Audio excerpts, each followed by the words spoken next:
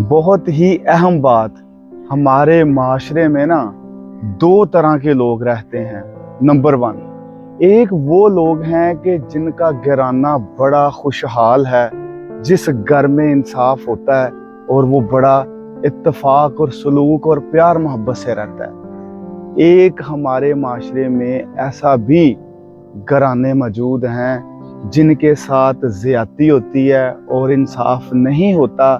बेचारे वो शर्मिंदगी के बाइस या तो खामोश रहते, अपनी ज़िंदगी को इसी तरह गुजार देते हैं कि जिस तरह उनके साथ कुछ भी नहीं हुआ, लेकिन वो अंदर ही अंदर से पिसते चले जाते हैं। उनके साथ ये जो जुल्म होता है, इसमें कसूर उस माशरे का भी है जो लोग बड़े खुशहाल हैं, जिनके अंदर इत्तेफाक है, जिनके अंदर इस तरह की प्रॉब्लम्स नहीं है।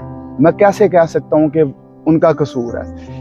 असल में होता ये है कि उनके साथ ये सिचुएशन जो एक ऐसे तबके के साथ जुल्म हुआ होता है, इनके साथ वो सिचुएशन हुई नहीं होती, तो इन्हें वो अदराक ही नहीं होता कि जुल्म क्या है, घरानों में कैसे नाइंसाफ़ी होती है, कैसे नाचाकी होती है।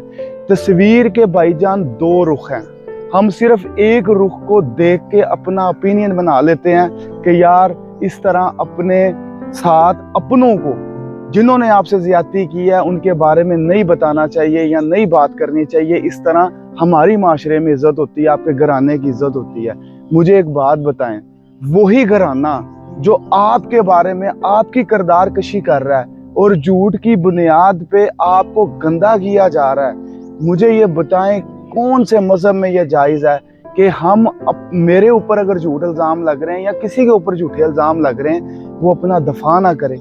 यानी कि हर मज़हब इजाज़त देता है कि आपके ऊपर अगर कीचड़ उछाला जा रहा है, आपकी किरदार कशी की जा रही है, आप पर गलत इल्ज़ामात लगाए जा रहे हैं, तो आपको हक पहुंचता है कि आप उसकी तरदीद करें अगर आप सही हैं, सच्चे हैं, और आपको हक पहुंचता है कि अपने दफा के लिए बात करें। मेरी बात याद रखिएगा, ये किन लोगों को इन चीज़ों की समझ नहीं आती भाई। ये वही लोग हैं जिनके साथ कभी इस तरह की सिचुएशन हुई नहीं है।